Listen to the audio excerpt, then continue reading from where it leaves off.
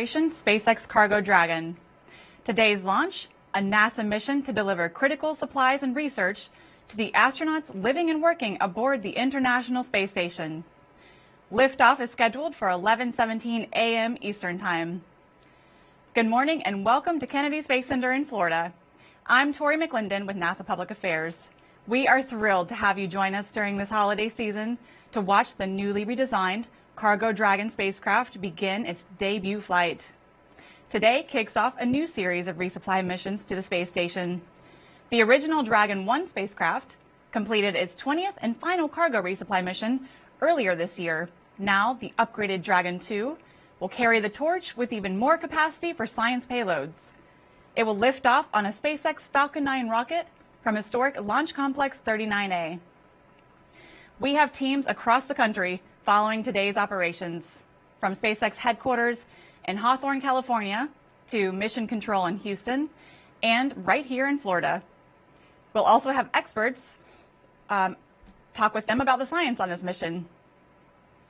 Fueling is underway on the Falcon 9 rocket, and there's a live view as we speak. We are now at T-minus 30 minutes and counting. And as with all missions to the International Space Station, the launch window today is instantaneous. That means the rocket must launch at the exact second of the planned liftoff in order to reach the correct orbit to get to the space station. Cargo Dragon will dock to the station at about 1:30 p.m. Eastern Time tomorrow. And Dragon is, of course, packed with critical supplies and research, but also a few items to help make the crew feel a little more at home for the holidays. We'll take a closer look at the science on board, but first, here are some basics on this mission. This will be the first launch for SpaceX under NASA's second commercial resupply services contract and the company's 21st mission of its kind. This will be the fourth flight for the Falcon 9 first stage that will once again return to Earth to be refurbished for its next mission.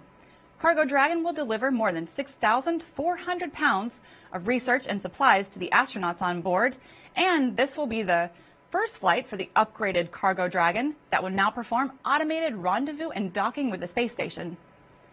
CRS-21 is unique in so many ways. Let's take a look at what makes this cargo mission stand apart from the rest.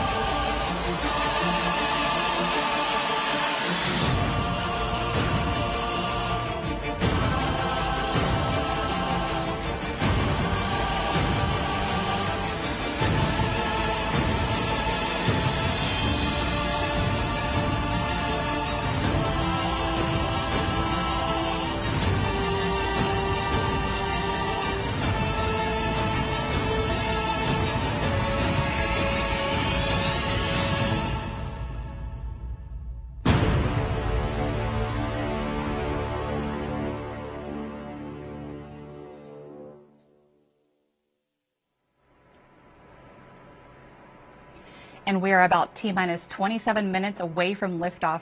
Joining us now is NASA's Joshua Santora and Marie Lewis with an update on the launch. Hey guys, give us some good news. Hey, good morning. Yes, we do have some good news for you. We have increasingly improving weather conditions. I'm Joshua Santora, joined by Marie Lewis. Thank you. It's exciting to be here. I know we had a wave off yesterday because the weather at the booster recovery site wasn't looking too great, but things are looking a lot better today. Yes, we're going to go and take a look here at this graphic. We've got currently a 70% chance of good weather conditions. That means we have a 30% POV as a common term, percentage of violation of those weather constraints. And it's some thick clouds that are moving through the area pretty quickly, and that speed actually is really helping us. It's like we're looking at what we've heard on these audio loops we're listening into, the launch process and countdown. Things are proceeding well. We're not expected to have any of those thick cloud pockets in the area, but we still have a chance of that. That coming from our Launch Weather Officer, Melody Lovin of the U.S. Space Force 45th Space Wing Weather Squadron. Appreciate those fine folks taking good care of us. And as you heard Tori mention, fueling began at T-minus 35 minutes, so it's well underway now. That RP1, which is rocket-grade kerosene, liquid oxygen fueling on the first stage, well underway. And then at T-minus 16 minutes, so about 10 minutes from now, we'll hear that liquid oxygen loading has begun on the second upper stage. Yeah, we've got a full staff on board today from coast to coast here at the Kennedy Space Center. We are tracking this ourselves, as well as there's a SpaceX team here and support from NASA as well with some telemetry and communication. Out in Houston, Texas at the Johnson Space Center, we have teams from NASA's Mission Control who also support Space Station there, and then out in California on the West Coast at Hawthorne, the SpaceX headquarters and Mission Control as well. So teams keeping a close eye on things, and they're liking what they're seeing so far. Absolutely, and so far things are looking green. The range is green around the pad and the area downrange. The rocket is healthy. We have not heard any significant issues on the nets. And you may have noticed when we were on that wider shot, the booster looks like it's seen better days, but that's actually because it's been reused so many times. Yes, yeah. So this will be its fourth flight, which we're excited for. Just that capability to use a flight-proven booster. So there you see on your screen, this will be the fourth flight.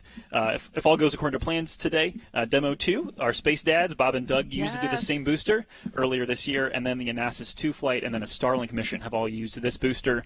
So here we go for number 4. Yeah, so this booster has certainly been put through its paces, and the Cargo Dragon on top, of course, is the new upgraded Cargo Dragon, and the commercial crew program is watching, will be watching this mission really closely to see how this Cargo Dragon performs, because it has so many similarities to the Crew Dragon that just launched Bob and Doug earlier this year and launched the Crew of 4 on Crew 1 last month. You'll see on the bottom part of the capsule where the Super Dracos would have been for that launch escape system on the Crew Dragon does not exist on Cargo Dragon. Also inside, there's no seats, obviously, because it's packed with cargo instead of people. And then there are no windows on the outside and only 2 of 4 fins on the trunk, the bottom half. Yeah, and obviously the purpose of this mission today is to get cargo and supplies to Space Station. So that the Dragon is really broken apart into 2 parts. There's the capsule, which is pressurized, which holds about 9.3 cubic meters or 328 cubic feet of storage space. And so that's, if you are familiar with the size of a minivan, that's roughly 2 minivans, a little over 2 minivans packed full of stuff. And then the trunk, which you'll hear more about, the NanoRacks Bishop airlock, is taking good use of the vacuum storage space. It's exposed to the vacuum of space as it takes off. That's about 37 cubic meters or 1,300 cubic feet. A couple other noteworthy things here. We won't see solar arrays deployed during this flight. That's not a part of the Dragon 2 operation. They have solar arrays that are actually make up half of the trunk. The outside half of the trunk is the solar array. And then the nose cone, that will be kind of a big final milestone for us on our flight today, is that nose cone being opened, because as we need to dock with station, we need a space to be able to dock with station, and it's underneath the nose cone. And one other real quick mention, you can see in this wide shot the crew access arm that has retracted away already from Cargo Dragon. This was the first time that SpaceX used that crew access arm to load cargo on a cargo resupply mission. They've obviously used it before for the crew missions, but this is the first time they used that arm to load cargo for a cargo resupply mission. So we are now at T-minus 23 minutes, 6 seconds and counting. Again, we have an instantaneous launch window at 11:17 and 8 seconds this morning Eastern Time. And SpaceX will attempt to land that first stage booster a 4th time, this time over the Atlantic Ocean on the Of Course I Still Love You drone ship. So we'll be keeping an eye on that about 8 minutes and some change after launch. But for now, Tori, we will send it back to you. Thanks for the update. We'll check back in with you later. Sounds like everything is looking good so far for today's launch. Cargo resupply missions from U.S. companies like the one today ensure a national capability to deliver critical science research to the space station. Now, this significantly increases NASA's ability to conduct new investigations in a microgravity environment at the only laboratory in space. The ISS National Lab gives us a closer look at some of this groundbreaking research. SpaceX's 21st commercial resupply services mission to the International Space Station is ready to launch from Kennedy Space Center. This mission will bring critical cargo, research, and technology demonstration payloads to the orbiting laboratory. The ISS National Laboratory is proud to sponsor more than 15 payloads on this mission, representing dozens of experiments to further fundamental and applied research through space-based inquiry and to engage the next generation of researchers and explorers. Here's a quick look at some of the payloads on SpaceX CRS-21. Bristol Myers Squibb, a leading pharmaceutical company, is launching a protein crystallization investigation aimed at improving drug formulation and delivery for patients on Earth. In this experiment, the team will study the crystallization of monoclonal antibodies in space to improve their crystallization back on the ground. Monoclonal antibodies are lab-created proteins designed to interact with specific targets called antigens and are used in the treatment of several diseases, including cancer. 3 projects on this mission are funded by the National Institutes of Health through its joint multi-year Tissue Chips in Space initiative with the ISS National Lab. Tissue chips are small devices engineered to grow human cells on an artificial scaffold to model the structure and function of human tissues. Studying tissue chips in space may accelerate pathways for understanding disease and developing new treatments for use on Earth and beyond. To learn more about all ISS National Lab sponsored research on this mission, please visit issnationallab.org.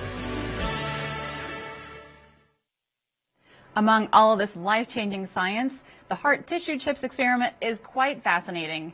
NASA's Jasmine Hopkins is standing by with a special guest who can tell us more. Jasmine.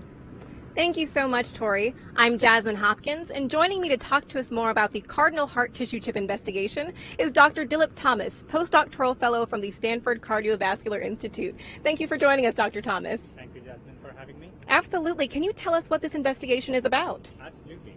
So the cardinal heart tissue chip research is born out of an academic collaboration between Stanford Cardiovascular Institute, University of California, Santa Barbara, Biosphere Space Technologies, and the ISS National Labs. The research is funded by the National Institutes of Health and the National Center of Advances in Translational Sciences. And we are a part of the Tissue Chip Consortium. So as one of the leading cardiovascular groups in the nation, we're interested in how heart disease develop and how we can use better medications to treat them. The Cardinal Heart experiment that's launching on the ISS, we are particularly interested in how microgravity affects the heart. And we are doing so using an engineered heart tissue that is grown in the lab, which is basically a small muscle strip of your heart that beats spontaneously. Now you may ask, why is this research important? So on Earth, we know that our heart takes the shape of the letter V, and in microgravity, it takes the shape of the letter O. The reason being that a phenomenon called mechanical unloading, meaning that when we are on Earth, our heart has to work hard against gravity to push all that blood throughout our body. And it's that exercise that keeps the heart healthy and fit. And when we take that exercise away from the heart in microgravity, it has to work very less. And as a result, over time, for long durations of time, it can get weaker and lead to a condition called heart failure. Now, in the United States, there's about 6.2 million adults who suffer from this condition of heart failure. So we want to use microgravity as a platform to study how this phenomenon occurs and bring and test new drugs that are FDA approved to reverse the effects of the aging and such cardiac complications. Not only that, the research will also provide us insights into how a heart may function during long-term space expeditions for our astronauts and space explorers. Well, that is fascinating. And we know that our team in space is eager to get their hands on your research, but can you tell us about your team on Earth that helped you develop it? Absolutely. So we, as a team of scientists and engineers, we are thrilled to be a part of the space biology community. And it's always exciting to bring the research from the lab to the launch pad. And me and my team have come to an greater appreciation for how a billion parts has to be enabled to move this research to the ISS. And here I would like to acknowledge my team. So if you can bring up the photo of my team.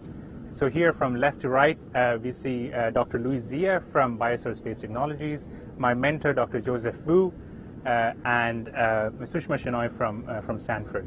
And we also have Dr. Orlando Chirikian from UCSB.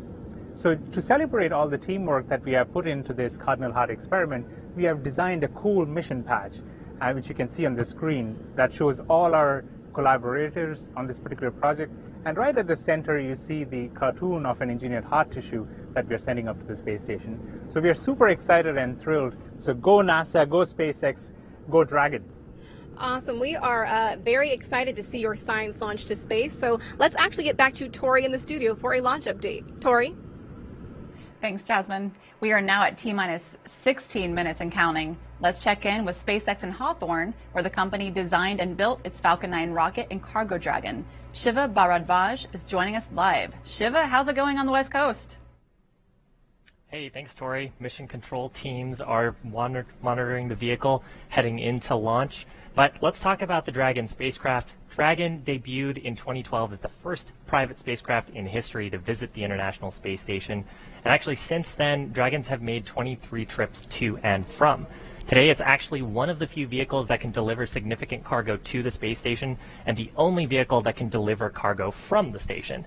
Now, we've refreshed and updated Dragon's design to fly people, and we've actually done that twice this year on our Demo 2 and Crew 1 missions. But today's mission marks another first for Dragon, and that's the first flight of the cargo version of our updated Dragon design. Now, Dragon was designed from the beginning to be reused. To date, we've actually flown 9 Dragon missions with reused vehicles, and this new version can support up to 5 flights to and from the space station as opposed to 3 on our previous design. In addition, it's about 20% larger, boasts double the powered lockers on board, so that's space for powered science experiments, biological life science experiments, and it also splashes down in the Atlantic Ocean, which allows us to return those scientific payloads within a few hours after landing. Now, on the outside, this vehicle looks very similar to what you may have seen on our Demo 2 and Crew 1 missions, but this vehicle is configured a little bit differently since we don't have people on board. In the pressure section, which is that top portion there, what we've swapped out the seats and the crew displays for cargo racks and straps. We've also removed the Super Draco engines, those only being used to carry astronauts away from the Falcon 9 in the unlikely event of a pad or a launch abort. And finally, the environmental system has also been reduced in size and complexity since we don't have people on board. Now, flying NASA astronauts and keeping the space station fully operational is a top priority for SpaceX. This mission is actually the first operational resupply as part of NASA's second commercial resupply services contract, and we're on contract to provide supplies through 2024. And the whole team here is super excited to see this Dragon arrive at the space station tomorrow, and for the first time ever to see 2 Dragons attached to the International Space Station. So with that, back to you, Tori. Thanks, Shiva. These upgrades to the Cargo Dragon bring tremendous benefit to NASA and its ability to resupply the space station and conduct critical research. Joining us now is NASA's Leah Cheshire at Johnson Space Center in Houston to tell us more about this mission. Leah. Hi, Tori, and thanks so much. Welcome to the International Space Station Flight Control Room here in Houston, Texas at Johnson Space Center. This is currently the Orbit 2 team of flight controllers. They are monitoring the systems aboard the International Space Station 24/7, 365 days a year, and today they are led by Flight Director Paul Kanya. This team will really jump into action tomorrow as Cargo Dragon approaches the International Space Station and enters the approach ellipsoid. That's an imaginary sphere around the International Space Station that helps us monitor vehicles as they arrive and depart as well. Currently living on the International Space Station, we have 7 people. That consists of 2 Russian cosmonauts, Sergei Ryzhikov and Sergei Kutsverchkov, as well as our 4 NASA astronauts, Kate Rubins, Mike Hopkins, Victor Glover, and Shannon Walker, and JAXA astronaut Soichi Noguchi. Once Cargo Dragon arrives to the International Space Station, it will be joining a Crew Dragon as well as 4 other vehicles. That'll be 2 Russian Progress resupply spacecraft, 1 Russian Soyuz spacecraft, and Northrop Grumman's 14th resupply mission to the International Space Station. Cargo Dragon will remain on board the International Space Station for about a month before being packed up with critical science and supplies and splashing down in the Atlantic Ocean, delivering that science to be analyzed on Earth. When Cargo Dragon arrives tomorrow, the crew aboard the International Space Station will not capture it as they have previously using the Canadarm2, but instead, NASA astronauts Kate Rubins and Victor Glover will monitor the arrival of Cargo Dragon. Everything is looking good here in Mission Control Houston. We're excited for launch today, and we'll send it back to you at Kennedy. Thanks, Leah. We're excited for today's launch as well. Let's take an even closer look at some of the research the Expedition 64 crew will be conducting. BioAsteroid is an experiment to study whether we can use microorganisms, bacteria and fungi, to extract economically interesting elements from asteroid material. It's essentially what we would call a biomining experiment. In other words, mining in support of the long-term human exploration and settlement of space. Brain organoid is a miniaturized version of developing human brain, so this really mimics the early stages of a human brain development. Being able to perhaps accelerate these brain organoid maturation could help us make better human models for neurodegenerative disorders, for which for most of them we don't have any treatments or cures.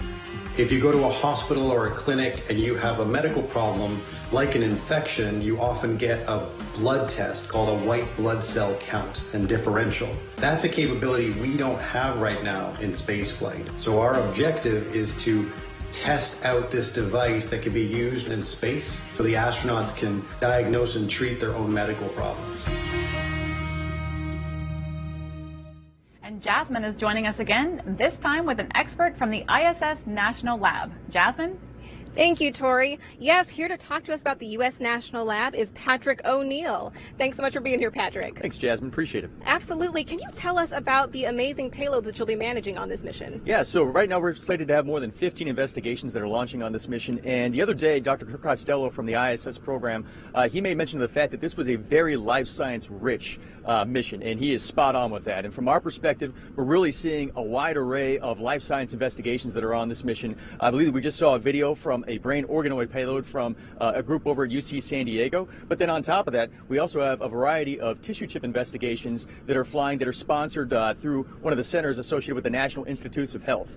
So we're really excited about that. But then also there's some microbial research that's going to be happening. And then we also have some big pharmaceutical companies that are sending investigations on this mission. So again, it really does showcase the diversity that we have within the life science communities and the types of research that's possible on the space station. Absolutely. We know that the U.S. National Lab is managing more than 15 payloads on this mission, which is a pretty big lift. So can you tell us, is there anything that sticks out to you?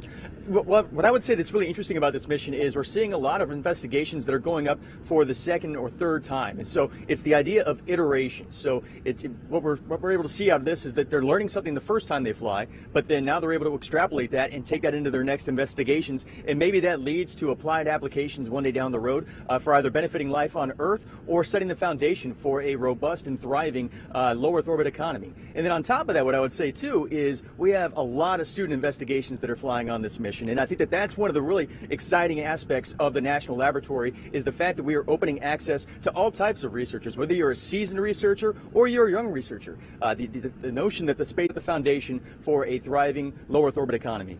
Patrick, that is fantastic, and we are so excited to see all of this science launch to space today. So let's take it back to Tori for another launch update. Tori? Thanks, Jasmine. I'm sure the astronauts on board the space station are eagerly awaiting their delivery, and it looks like they won't have to wait much longer. With just about 8 minutes to go before launch, let's head back over to Joshua and Marie to take us through liftoff. Guys, how are we looking? All right. Thank you so much, Tori. Well, good news to report. We've heard very little chatter on the nets, and that's a good thing. No news is good news. It's been relatively quiet. Rocket is healthy. Again, as you said, well, we're inside 8 minutes. Now we're at T-minus 7 minutes and 40 seconds. Yeah, you always get a little bit anxious with that much quiet. But again, like you said, it's a good thing. Yes. We have to remind ourselves of that. So we're excited to hear for this today. We're expecting to hear a few things coming up. One of them, a call for internal power. That would be the Dragon moving to internal power, meaning that it's primed and ready to live on its own apart from ground support equipment. We're also looking for the engine chill to begin in just a minute. Actually, in just about 15 seconds, we should hopefully hear that. That's the cooling of the Merlin 1D engines at the base of the first stage. That's to prepare them to receive cryogenic fuel. You don't want to run temperatures of negative 330 degrees below zero into lukewarm or atmospheric temperatured engines. And so we just heard that call for the engine chill, so that came just inside of T-minus 7 minutes. In about T-minus 5 minutes, so less than 2 minutes from now, we should hear that the RP-1, again, that's that rocket-grade kerosene fueling, will be complete, and then the action will really start to pick up after that point. The transporter, erector, or strongback, which provides fluid, power, and communication to the rocket, that will kind of open its clamp and tilt back ever so slightly in preparation for liftoff. Again, this is the first cargo vehicle, Cargo Dragon, that will dock, not just dock, but dock autonomously to the International Space Station. And so tomorrow afternoon it will be approaching and then docking to the Node 2 Harmony Zenith port. That happens to be the same port that the Crew Dragon Resilience will relocate to after this Cargo Dragon departs in January. That will clear the Node 2 forward port for Crew 2 arrival in the spring. So if you remember that graphic that Leah showed while she was talking, it reminded me of a full parking lot this time at the space station. So that's a good thing. Lots of visiting vehicle traffic at the space station, and the Cargo Dragon just the next one to make a stop there. Yeah, just a point of clarification. We've obviously mentioned that there's been almost a couple dozen missions with the Dragon to space station, and those birthed. They didn't dock. And for those that aren't familiar, that is a difference there. So just to kind of make that point, the start of the show here in just about 5.5 minutes is going to be the Falcon. So talking through this vehicle and what it can do, it's a two-stage rocket, roughly 230 feet tall, 12 feet in diameter. At the base of that rocket, you've got 9 Merlin 1D engines that will produce roughly 1.7 million pounds of thrust at liftoff. And then that's the first 2/3 of the rocket. And then the next segment is a very dark black interstage adapter, and that's connecting the first and second stage. That actually houses the Merlin vacuum engine, which will power the second stage to the correct orbit. They're a great call, Dragons and terminal count. That's what we're looking for. So we are progressing forward here. There we go. There's the internal call, the internal power call officially. We also have hypersonic grid fins at the top of the first stage, as well as carbon fiber landing legs, which will help us successfully land this for hopefully the fourth time. Mm-hmm. That will be really exciting to see. And we haven't heard it just yet, but if we do momentarily, I will just stop talking, so I may stop mid-sentence. But we expect to hear that the transporter erector, at least see that clamp beginning to open in preparation to tilt back before liftoff. So that should be happening any moment now.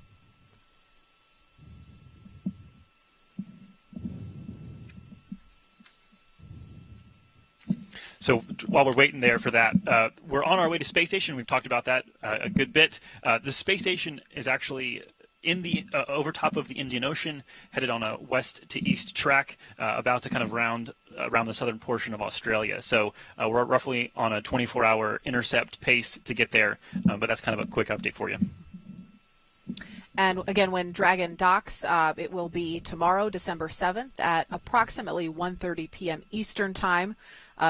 And there you see the transporter erector. If you look to the right of your screen, it's tilting back ever so slightly. And that, again, is what happens in preparation for liftoff.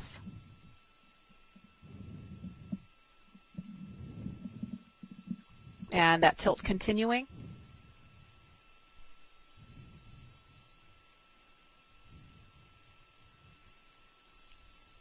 And looks like that is complete, and just gorgeous skies surrounding the launch pad right now. The thick clouds look as if they're staying offshore. We can't see directly above the rocket, which is the important part of the sky, but things are looking really good at the moment. All right, we are just inside T-minus 3 minutes now. So in less than a minute, we should hear that the ranges go and Stage 2 locks close out. Stage 1 locks is closed out for flight. That was at Stage 1, liquid oxygen closeout. So the first stage is fueled, and we should stop seeing that venting, which you can see on your screen there. If you see some of the condensation of the air forming around the rocket, that's just a matter of the cryogenic temperature of the vehicle, the fuel, mixing with the atmospheric weather.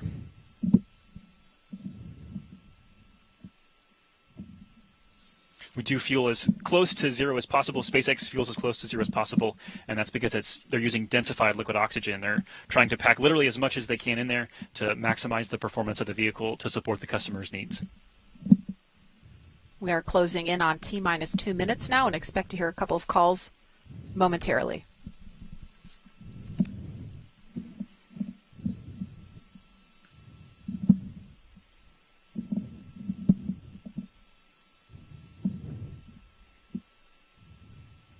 Stage 2 locks is closed out for flight.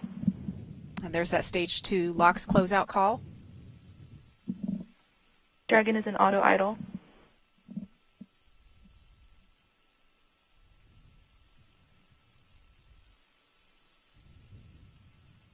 And we're now at T-minus 1 minute 33 seconds and counting, and Falcon 9 should be in startup in less than 30 seconds.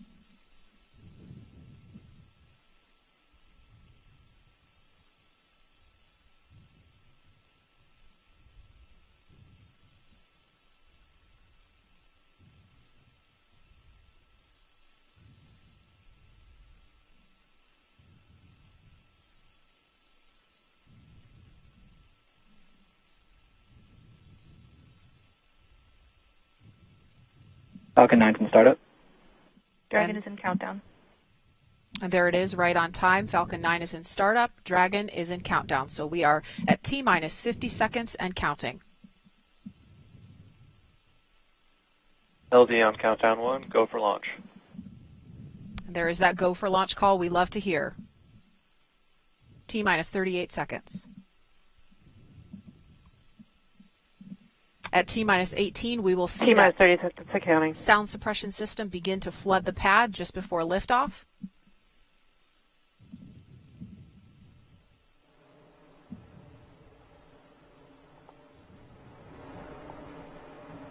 T-minus 15 seconds. 10, 9, 8, 7, 6, 5, 4, 3, 2, 1. And liftoff of the Falcon 9 and upgraded Cargo Dragon, the first cargo capsule to dock to the International Space Station. Stage 1 propulsional is nominal.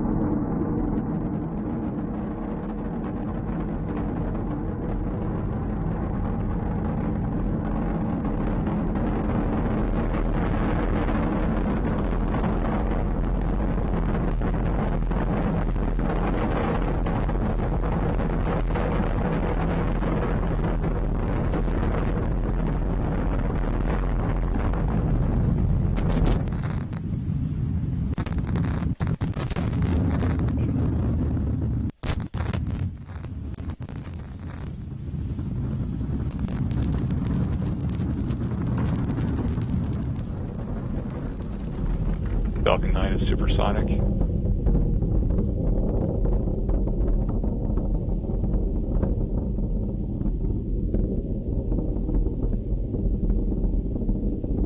Next cue. So there we go, a couple really important calls. Supersonic, obviously exceeding the speed of sound, and then max Q, maximum aerodynamic pressure. That's from passing through an atmosphere that is still fairly thick while increasing speed dramatically. They throttle back slightly just to be able to make sure that the vehicle can handle those loads, and then they'll accelerate back up. A beautiful shot there on screen. You can see the plume coming off. In-flight chill started. You can see the plume coming off of the base of that first stage where the 9 Merlin 1 engines are firing. We heard the chill call for the vacuum engine to begin as well, preparing that to take the second stage to the correct orbit. Coming up here in about 30 seconds, we're going to hear and see a rapid succession of things happening. We're going to hear a call for MECO. That's the booster, the main engine cutoff. It's completing its job of getting the spacecraft out of the atmosphere. We'll also follow that up with the first stage being separated, following a parabolic trajectory back towards the drone ship, and then very shortly after that will be the second stage engine start. That's that Merlin vacuum engine we talked about.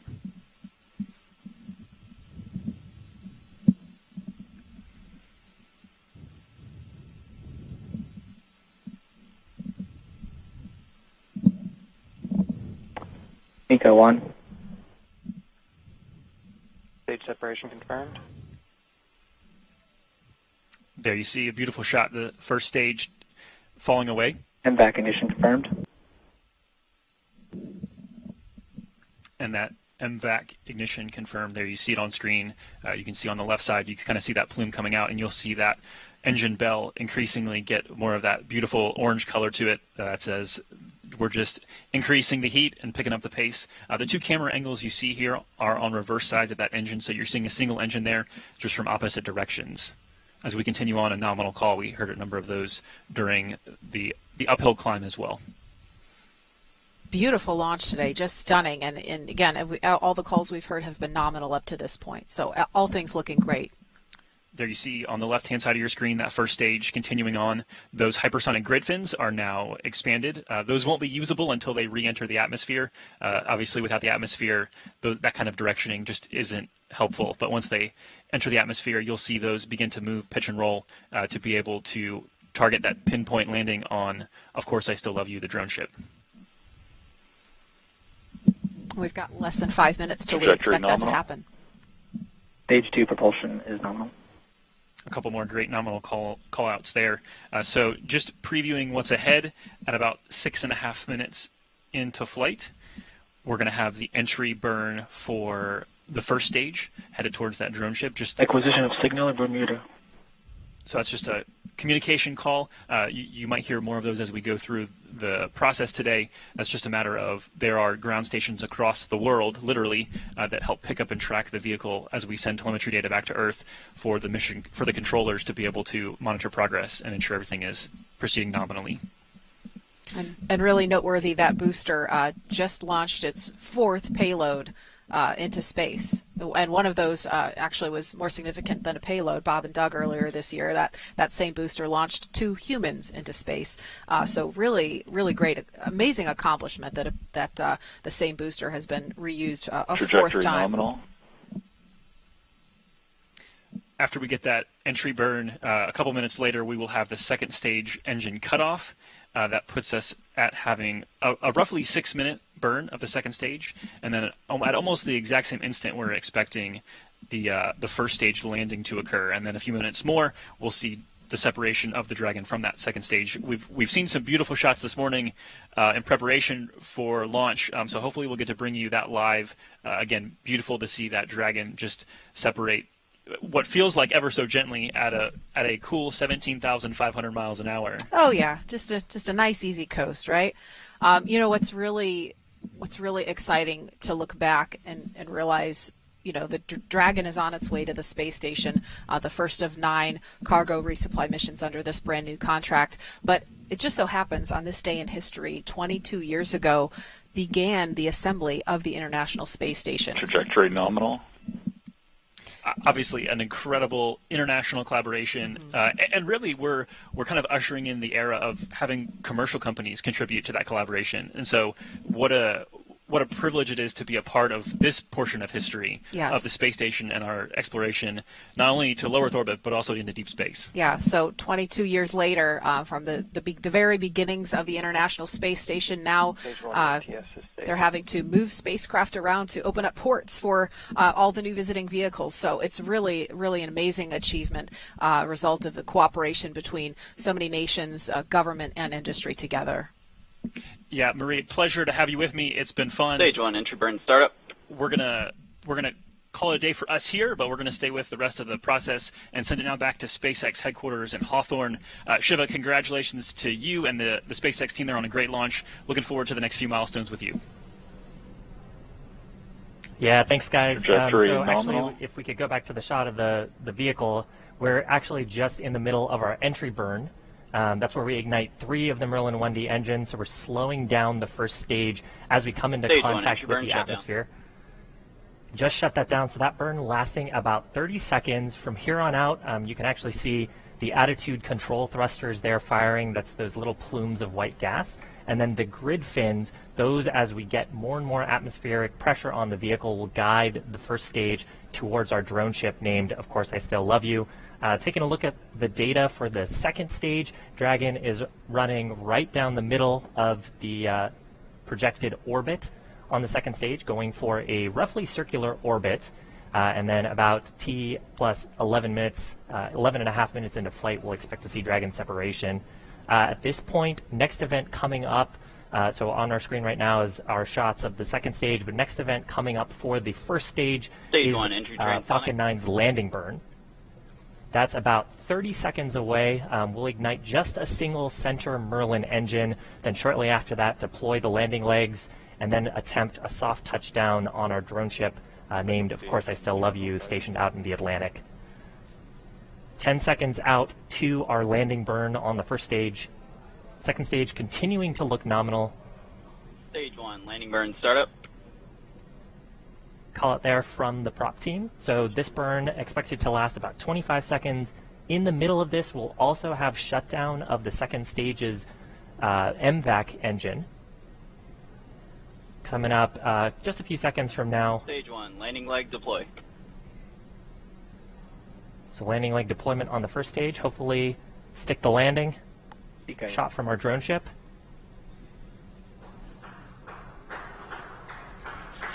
Stage 1. And there is the fourth successful landing of this Falcon 9.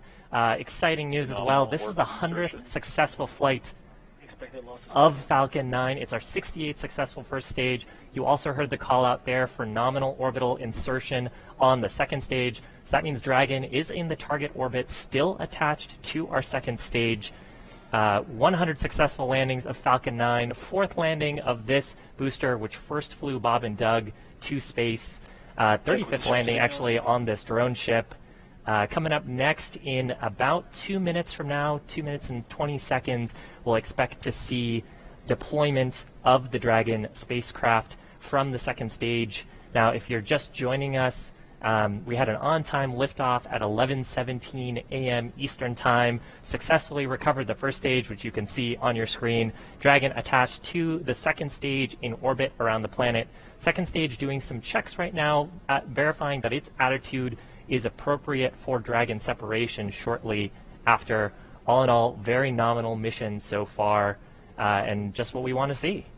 So with that, I think we can actually check in with the flight controllers at NASA's Johnson Space Center who have been monitoring the mission. Leah, how are things going over there?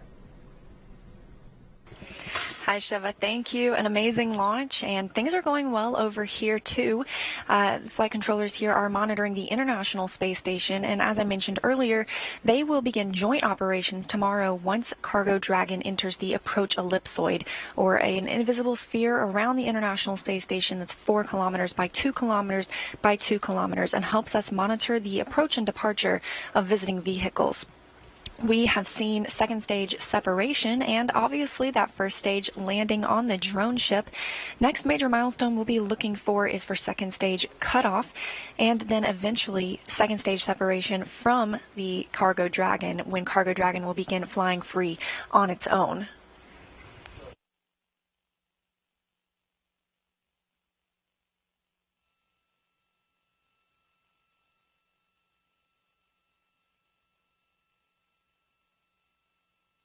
We'll be looking for separation to come in just about 30 seconds now. Shortly thereafter, there will be some checkouts performed on the service section Draco thrusters on the vehicle.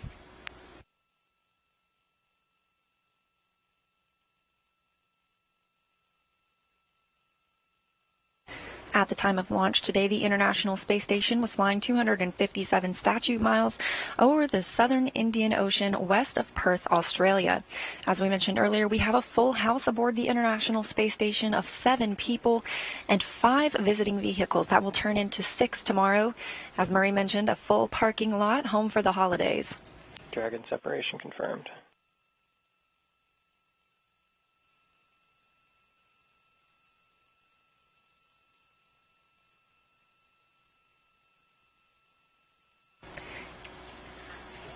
And with second stage separation confirmed, Cargo Dragon is now flying free on its own, continuing its journey to the International Space Station.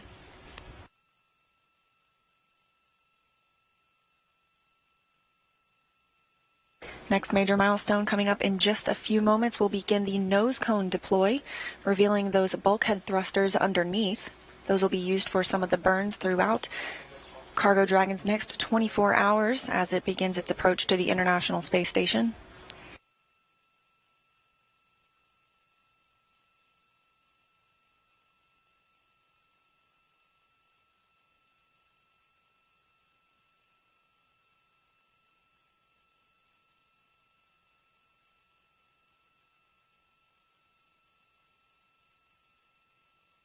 And we've heard confirmation of nose cone deploy and some good checkouts of those thrusters. Next up, we have a special guest. Jeff Arend, the Systems Engineering Integration Office Manager of the International Space Station, is standing by to tell us a little bit more about today's mission. Thanks so much for joining us, Jeff. I'm more than happy to join you. I have a few questions for you. So the Cargo Dragon is now en route to the station. Can you explain the differences and similarities for this vehicle with the Crew Dragon vehicle we saw arrive at the station last month, and any similarities and differences in the rendezvous profile for an automated docking? Yeah, I'd be happy to talk to that. So just basically, if you actually just look at the vehicle, the outer mold line is essentially the same. There's actually some minor differences, but the average eye would not pick up that there's any difference between the cargo and the crewed version of the vehicle. But at the same time, probably one of the most important things is that from an ISS crew and vehicle safety perspective, the vehicles are identical. So they're equally safe vehicles for cargo and crew. One of the big differences between crew and cargo is there's no super Dracos on the cargo vehicle. There's no need for a launch escape system to protect the crew. So that's probably the biggest difference from an overall safety point of view. This vehicle is a little bit more capable from a powered locker point of view, which helps us a lot on science and research. We have 8 powered lockers going up, 12 coming home or for the descent cargo, where the crewed vehicle only has 4 powered lockers on the way home. Obviously, a big piece is we have to remove the crew accommodations from the Crew Dragon in order to accommodate the cargo, science, research, vehicle systems, all that kind of hardware in the cargo version of the vehicle. Let me see. You also asked about the rendezvous profile. So the rendezvous profile and proxops are essentially the same between the two vehicles. If independent of which port they go to, I would tell you they're the same. The big difference for this mission is SpaceX 21. The cargo version is going to our Zenith port, ISS Zenith port. So basically everything's the same through what I would call R-bar intercept to actually where it interfaces or intercepts the velocity vector on space station. At that point, the vehicle will be at about 220 meters out. Rather than stopping on the V-bar, this vehicle is just going to continue a 90-degree rotation above ISS, and so it'll be basically on the minus R-bar, about 200 meters out, and from there, the vehicle will translate to its final waypoint, which we call waypoint 2, which is 20 meters out. Do a hold there, and from there it'll proceed to docking. Hope that was all clear. Yes, it did come through. Thank you so much. So once Cargo Dragon docks, we will have 2 Dragons for the first time at adjacent ports on the International Space Station. How will NASA and SpaceX teams handle the operations of both vehicles from a timeline and communication loop standpoint? Yeah, that's a really good question. It turns out that you called it dueling dragons. I don't know if I've actually heard that term. That's interesting, but we kind of had to practice. The teams had quite a bit of practice on what I would call dueling dragons even before the launch, and that was really as in preparations for the launch. There's a fair bit of communication between the SpaceX team at Hawthorne, the SpaceX team at KSC, of course the other folks at KSC, and at times with ISS. So even before we've launched here with the Cargo Dragon on the pad and at KSC, there were some preparations that we needed to do. They just need to configure their consoles, set up their commanding, and do their and view their telemetry, and make sure they're communicating to Cargo Dragon and not to the Crew Dragon on ISS. Likewise, there was the Crew Dragon, every 30 days or so, we wake it up. It basically is in a quiescent mode when it's on ISS, and every 30 days we do a health and status check on that vehicle. And so again, SpaceX and their team and the NASA team needs to kind of reconfigure their commanding and communication method with each of the vehicles such that it actually now talks to the Crew Dragon and not the Cargo Dragon. So they get some practice on that even before SpaceX 21 will show up to ISS. And as I kind of alluded to, the Crew Dragon, we basically put it in non-quiescent mode, into a quiescent mode when it's on orbit. So as soon as Cargo Dragon shows up, it basically gets the full attention of the crew and the flight control team. Much of its cargo needs to be removed within hours, if not days, and with all the science and research on board, pretty much it gets our undivided attention and the crew's undivided attention from a timeline perspective. That's great. Always prepared. Love it. So we've discussed the upgrades to this vehicle and how it's very similar to Crew Dragon, carrying an increased amount of research, hardware, and other payloads. So what does that mean for the astronauts on station? In a word, they're going to be extremely busy. This vehicle is bringing almost a metric ton of research, science, and just all utilization items, about a metric ton worth of cargo, much of which needs to be exercised and within the 30-day mission, that 30 days or thereabouts, I can't remember exactly how many days we're planning for this vehicle. 28 to 31 is what I'd guess. But most of that work needs to be done while the vehicle is there. So they only have the 30 days or so to get everything off, everything exercised, all the research completed, and then they need to pack it, that exercise research, they need to pack that to come home so that we can quickly turn it around and get it to the labs on the ground here. So yeah, they're going to be super busy, I guess is what I would tell you. And I'm sure they're looking forward to it. The NanoRacks Bishop airlock will be the first commercial module added to the station. So can you discuss how this helps open the station to more customers and commercial companies? Yeah, that's a very good question as well. So you're right, the NanoRacks airlock, Bishop airlock, so it was conceived, designed, and built by NanoRacks to meet the needs of its customers. NanoRacks retains the ownership of this airlock, and so they are really driven to find paying customers in order to make the commercial module profitable. And these users will likely be commercial customers, and these business-to-business transactions, we're hoping, and I think they will increase the economic development of low Earth orbit. In the past, what we call the GEM airlock, or the Japanese Exposed Module Airlock, sometimes has been kind of a bottleneck for us to do material science and material science research, certainly all the jettisons of the various satellites that we've been putting out.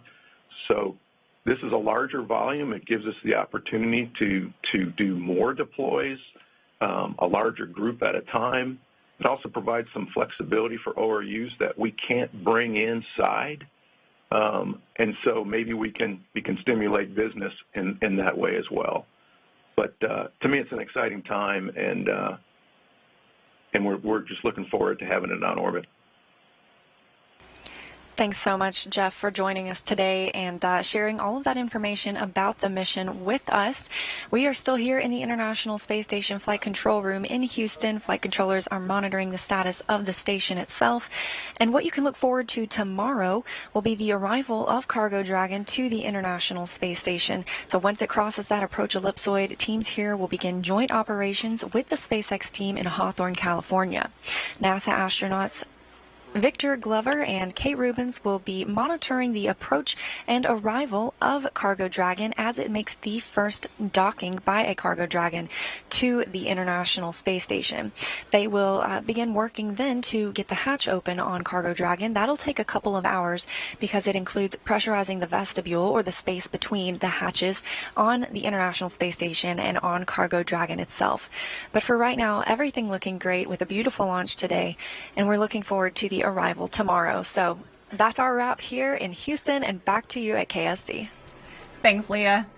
Wow, what a beautiful launch and landing, and by far one of my favorite things on the Space Coast. I mean, the rumble never gets old. And Cargo Dragon is now on its way to the International Space Station. With the help of U.S. companies like SpaceX and our astronauts in space like the Expedition 64 crew, NASA is using the station to conduct cutting-edge research and technology development in preparation to send the first woman and the next man to the moon in 2024. And then we'll use what we learned there to take the next giant leap, sending astronauts to Mars.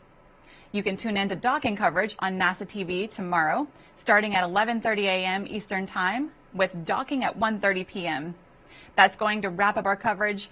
I'm Tori McClendon, and from everyone here at NASA's Kennedy Space Center and our colleagues across the country, thank you so much for joining us. For more information on this mission, visit nasa.gov/station or nasa.gov/SpaceX. We leave you now with another look at today's spectacular launch.